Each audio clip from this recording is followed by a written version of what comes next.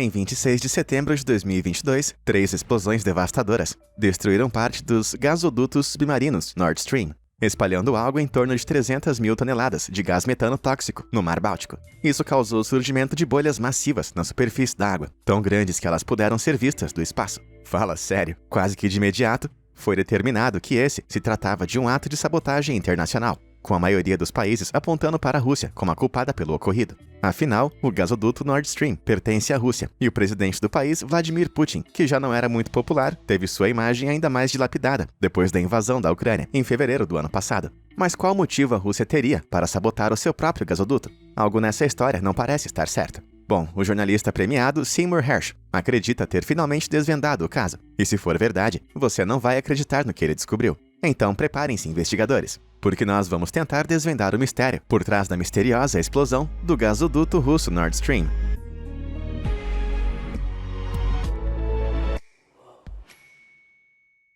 Mas antes de começar, acho melhor a gente entender resumidamente o que de fato é o gasoduto Nord Stream. Trata-se de uma imensa rede de canos de gás submarinos, com mais de 1.200 quilômetros de extensão, que conecta via mar aberto a Rússia e a Alemanha, e é usada para o transporte de gás natural. O primeiro encanamento, chamado Nord Stream 1, começou a ser construído em 1997 e foi concluído em maio de 2011. E assim, quase 54 bilhões de metros cúbicos de gás puderam ser transportados em segurança para a Alemanha, 24 horas por dia, 365 dias por ano, atendendo à demanda local por energia. O Nord Stream 1 foi um sucesso tão grande que a construção de um segundo encanamento começou na hora, com o nome super criativo de Nord Stream 2.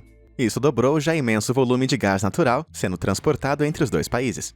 A Rússia estava ganhando muito mais dinheiro com a venda de seus recursos naturais, e a Alemanha tinha uma fonte confiável de gás para atender à necessidade energética da população. Além disso, a Alemanha ainda podia vender o gás excedente para seus vizinhos, por uma graninha extra. Todo mundo ficou feliz com isso, certo?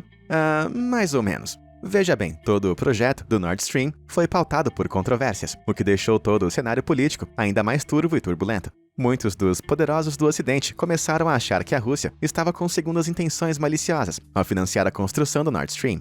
O gasoduto causou um aumento massivo da dependência europeia pela energia vinda da Rússia. Por isso, muitos ficaram desconfiados que um dia isso pudesse ser usado como uma vantagem estratégica, transformando a rede de abastecimento em uma arma para alavancar a influência política entre os países da Europa. Bom, dito e feito. Em fevereiro de 2022, como todo mundo sabe, a Rússia invadiu a Ucrânia. E foi precisamente isso que aconteceu. Os países europeus tornaram-se tão dependentes do gás natural barato que eles ficaram com medo de se envolver no conflito, para o caso da Rússia resolver fechar o suprimento. Além disso, a invasão fez com que o preço da energia na Europa disparasse, e todo esse dinheiro acaba indo parar indiretamente nos fundos de guerra russos. E eu acho que nem preciso dizer que, enquanto o preço da energia estava subindo como um foguete, as opiniões sobre a Rússia estavam se afundando cada vez mais. Então, quando chegou o dia 26 de setembro, autoridades dinamarquesas e suecas anunciaram que 3 explosões haviam destruído parte da rede de encanamentos do Nord Stream, com a Rússia sendo rapidamente apontada como principal suspeita. Submarinos russos foram vistos patrulhando as áreas próximas ao local, onde o vazamento foi descoberto,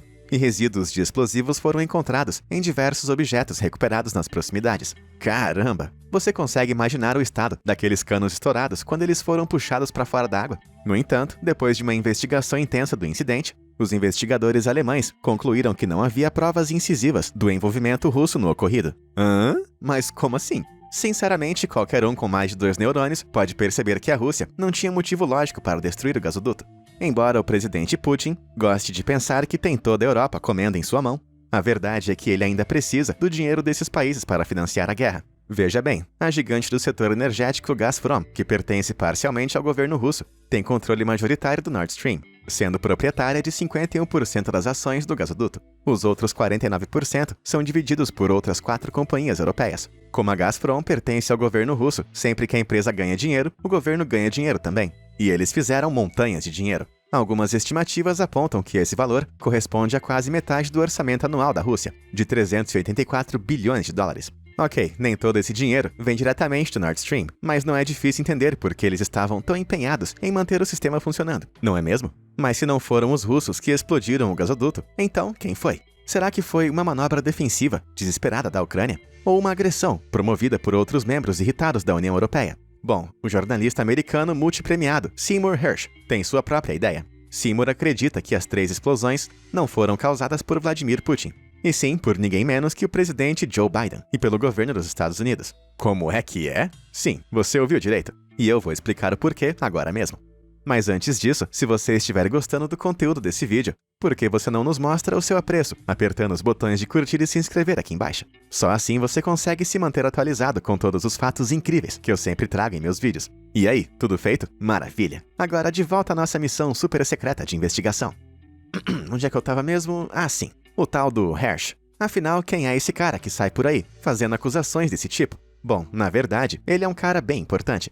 Ele ganhou o prêmio Pulitzer em 1970, depois de expor as atrocidades horríveis que os soldados dos Estados Unidos fizeram no Vietnã e as tentativas subsequentes do governo de encobrir as evidências. Desde então, ele já cobriu incontáveis desastres catastróficos do governo dos Estados Unidos, desde a invasão ilegal do Iraque, em 2003, até o uso de ataques aéreos sobre civis inocentes na Síria, em 2014.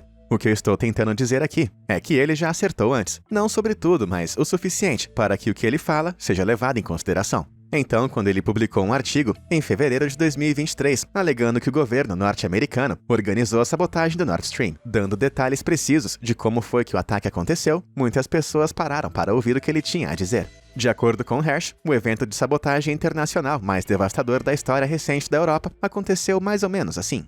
Em janeiro de 2021, pouco antes de Biden empossar como presidente dos Estados Unidos, um senador republicano chamado Ted Cruz aprovou uma lei que pressionava o novo presidente a impor uma sanção ao Nord Stream 2, que estava prestes a ser concluído. Isso porque ele e seus aliados estavam sentindo que o novo gasoduto daria muito poder para Putin sobre a Europa. Mas essa não era a sua única preocupação. Olha só isso, a Rússia não é o único país que está tentando vender o seu gás natural. Quanto mais a Alemanha e o leste europeu se tornam dependentes do gás barato da Rússia, menos eles vão querer o gás norte-americano. E os poderosos de Washington não ficaram nada felizes com essa ideia. Mas eles ficaram ainda mais irritados quando, cerca de um mês mais tarde, começaram a aparecer notícias de que as tropas russas estariam se preparando para iniciar um exercício de larga escala na fronteira com a Ucrânia. Com o segundo gasoduto quase pronto e a ameaça de uma guerra parecendo bastante real, os Estados Unidos começaram a sentir que precisavam fazer alguma coisa. A única questão era, o que fazer? Acontece que havia um grande problema. Os americanos firmaram um acordo para tentar minimizar os conflitos com a Rússia. Então, qualquer tentativa de intervenção teria que ser feita em segredo. Mas acontece que os Estados Unidos são especialistas em segredos. Vamos avançar agora para dezembro de 2021, 2 meses antes do primeiro tanque avançar em direção à Ucrânia. O conselheiro de segurança dos Estados Unidos, Jake Sullivan, organizou um encontro secreto em uma pequena sala no último andar do prédio do antigo escritório do executivo, que ficava próximo à Casa Branca. Nesse encontro estavam figuras-chave da CIA, dos departamentos do Estado e do Tesouro Nacional, incluindo o secretário de Estado Antony Blinken e a subsecretária de Estado, Victoria Nuland. Todos eles já haviam se posicionado publicamente contra a implantação do gasoduto Nord Stream. Nesse encontro secreto, havia apenas um assunto em pauta: como eles poderiam acabar com o Nord Stream. Muitas ideias foram postas na mesa, mas foi apenas depois do diretor da CIA, William Burns, dizer que tinha conexões dentro da Escola da Marinha de Mergulho em águas profundas de Panama City, na Flórida, que as coisas começaram a caminhar. Os mergulhadores da escola são treinados para realizar mergulhos técnicos e utilizam explosivo C4 para eliminar destroços e artefatos não deflagrados de portos e praias.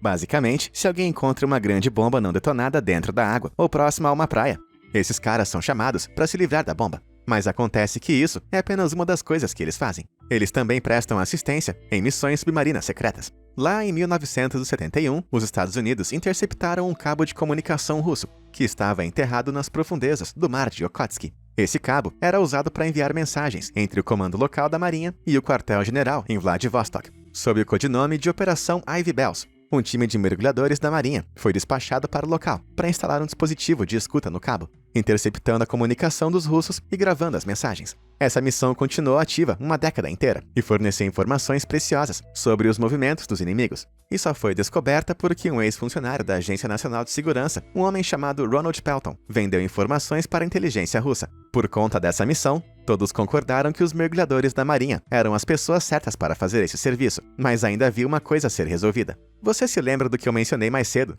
Que o governo dos Estados Unidos tinha um acordo firmado com a Rússia? Então, o irônico é que mandar mergulhadores táticos altamente treinados para plantar explosivos em um gasoduto multibilionário é meio que quebrar totalmente esse acordo. Você já ouviu o ditado que diz, não mexa com um urso adormecido? Pois é, não se deve prender explosivos nele também. Se fosse deixado qualquer vestígio vinculando esse plano aos Estados Unidos, seria um desastre absoluto. Então, eles precisavam de um aliado de confiança para facilitar o acesso ao Mar Báltico, onde fica o gasoduto, e eles sabiam precisamente a quem pedir ajuda. Dizem que o melhor lugar para se esconder é bem à vista, e de acordo com Hersh, foi basicamente isso que os Estados Unidos fizeram. De fato, ele alega que se não fosse pela assistência da Noruega, que faz fronteira com a Rússia, esse plano nunca teria dado certo. Veja bem, a presença dos militares norte-americanos na Noruega cresceu de maneira consistente nos últimos anos. Durante esse tempo, eles investiram bilhões de dólares na construção de uma nova base de submarinos no país, além de expandir a base aérea da Noruega. Tudo isso sabe onde? Bem pertinho da fronteira com a Rússia.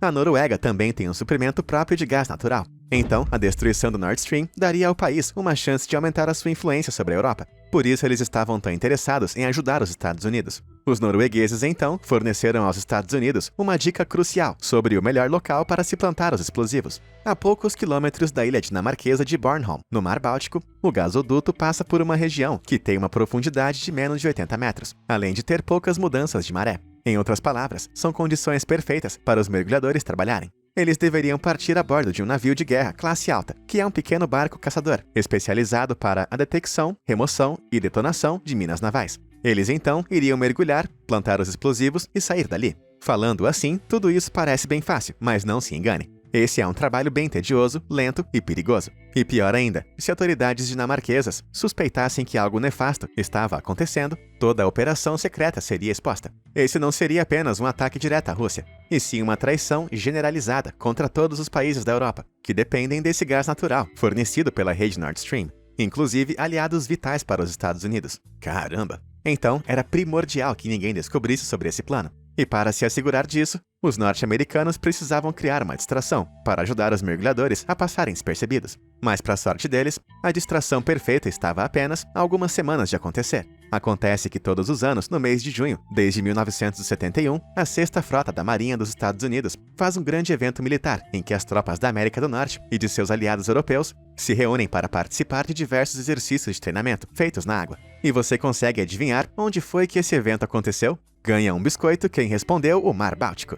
O evento, que foi nomeado Baltic Ops 22, seria o disfarce mais do que perfeito. Então, além dos exercícios militares regulares, um novo treinamento foi adicionado. E ele aconteceu aonde? Na costa da ilha de Bornholm. E qual era esse novo treinamento? Plantação e remoção de bombas. Mas que conveniente! Enquanto todos participavam desse exercício militar, os mergulhadores de Panama City poderiam plantar explosivos de verdade e sair da cena antes que alguém desconfiasse. Isso é o que eu chamo de sorrateiro. Depois que os explosivos fossem plantados, ainda havia um último problema a ser resolvido: como detoná-los. Se as bombas explodissem apenas alguns dias ou semanas depois do Baltic Ops 22, isso poderia levantar suspeitas contra a Casa Branca. Para evitar esse tipo de problema, engenheiros desenvolveram um disparador para explosivos, que só seria ativado depois de receber um gatilho sonoro único. Esse som teria que ser totalmente único para se distinguir dos demais sons ambientes do oceano. Caso contrário, as bombas poderiam disparar de maneira prematura. Ok, e você sabe o que pode emitir esse som único? Um tipo especial de boia sonar, é claro. Então, um avião só teria que voar rapidamente sobre a área e soltar uma boia no mar. Uma vez plantada, a boia poderia disparar o gatilho sonoro, que seria captado pelos receptores nas bombas e ativaria os temporizadores. Então, no dia 26 de setembro, por volta das 2 horas, pelo horário local, a ordem de detonação foi dada. 3 explosões distintas ocorreram em áreas separadas dos gasodutos Nord Stream 1 e 2, poluindo rapidamente a área ao redor com gases tóxicos. Parecia que Biden finalmente tinha conseguido o que ele queria, e o plano foi executado sem qualquer contratempo. E não apenas as linhas do gasoduto foram destruídas, mas todos na hora começaram a culpar a Rússia por isso. Um trabalho impecável. Mas será que foi mesmo? Bom, escuta só isso. Essa não era uma operação super secreta e encoberta, que foi executada em sigilo absoluto. Então por que é que a gente sabe tantos detalhes sobre isso? Quem foi que vazou essa informação? Acontece que pode ter sido o bocudo do Joe Biden em pessoa, que cantou a vitória antes mesmo da invasão russa começar, quando ele disse o seguinte em uma coletiva de imprensa, que aconteceu no começo de fevereiro de 2022. If Russia invades, that means tanks or troops crossing the border of Ukraine again. Then there will be no longer a Nord Stream 2. We will bring an end to it. How will you do that exactly, since the project and control of the project is within Germany's control? We will, I promise you, we'll be able to do it.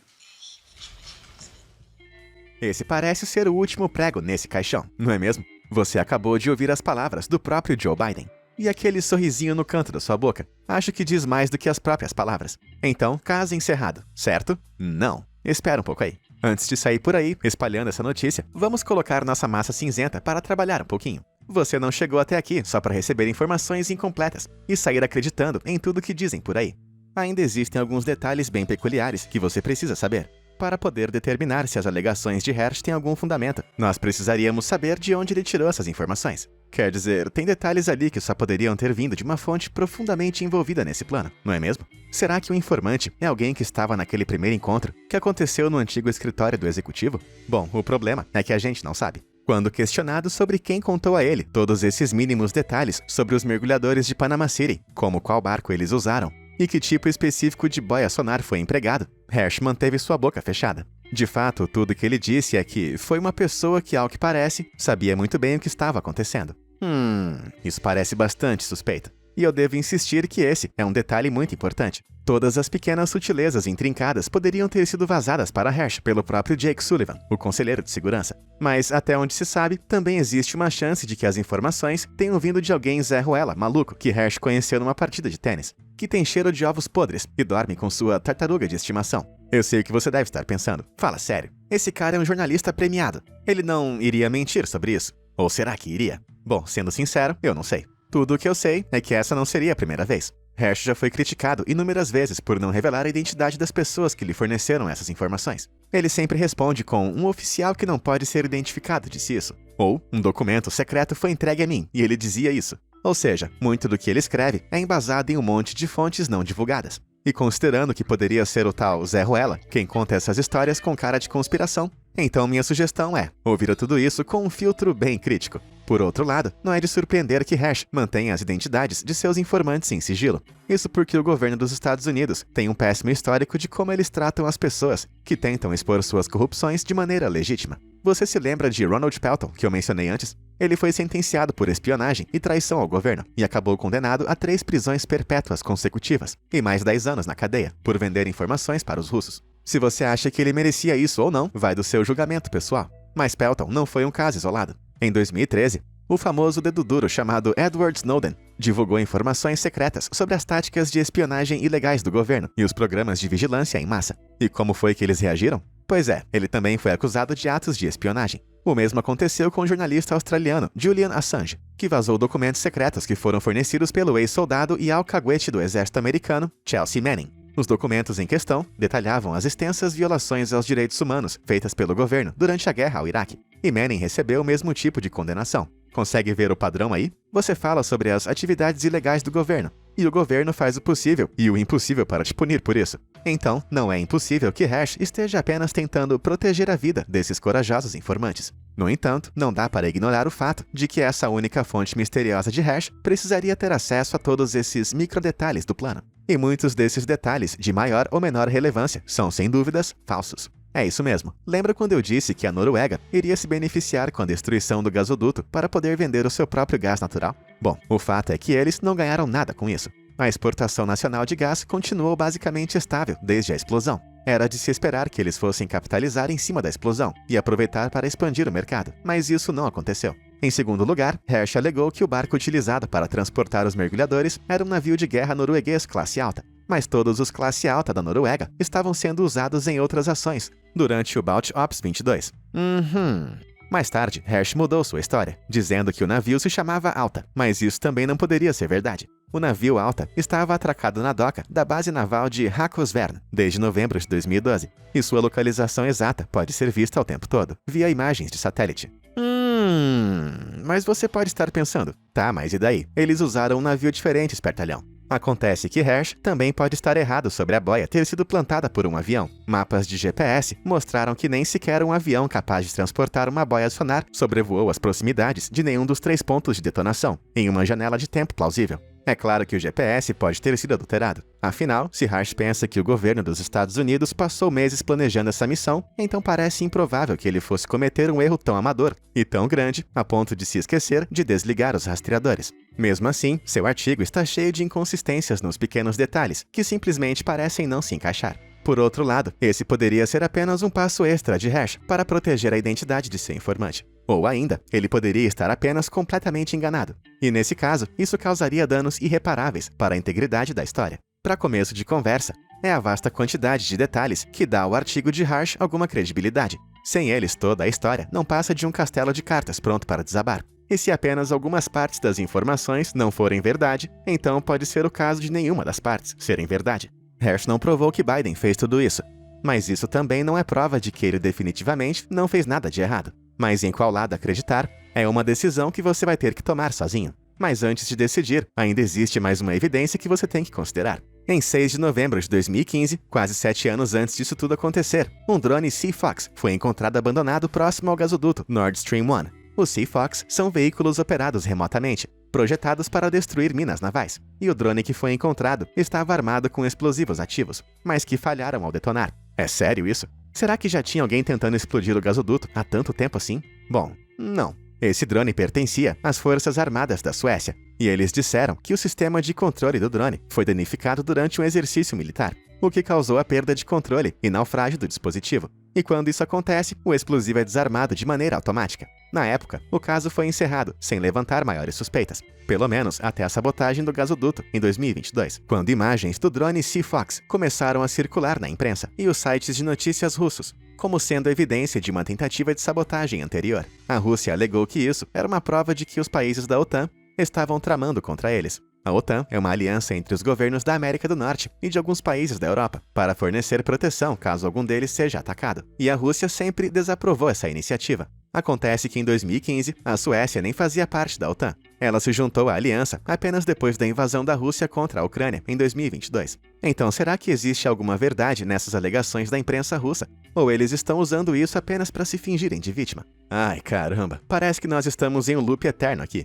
E sendo bem honesto, eu acho que não estamos nem perto de descobrir toda a verdade por trás desse assunto. Eu preciso reafirmar que os argumentos de Hersh não são confiáveis. Mesmo assim, isso não significa que ele está necessariamente errado, mas a maneira como ele chegou a essas conclusões é infundada e imprecisa. Então, vou dizer mais uma vez, não confie em tudo que você ouve por aí. Ah, e você se lembra do relatório alemão que dizia que não havia evidências de que a Rússia havia sabotado o próprio gasoduto? Pois é, isso também não significa nada. Tudo o que eles falaram é que até então, eles não tinham provas, e isso não quer dizer que elas não existam em algum lugar. Veja bem, a política é um jogo sujo. Existem diversas conversinhas paralelas e acordos obscuros sendo feitos às escondidas, que pessoas como você e eu nunca iremos ficar sabendo. Mas por ora, a menos que você acredite em tudo que Seymour Hersh diz, a identidade das mentes criminosas por trás do ataque ao gasoduto Nord Stream permanecem sendo um mistério. Talvez um dia nós saibamos quem são os verdadeiros culpados. Mas, de novo, talvez nunca saibamos. Enquanto isso, eu vou mudar o meu nome, meu sotaque e todas as informações sobre minha família. E você pode apostar até o seu último tostão furado que tem alguém por aí observando cada movimento meu.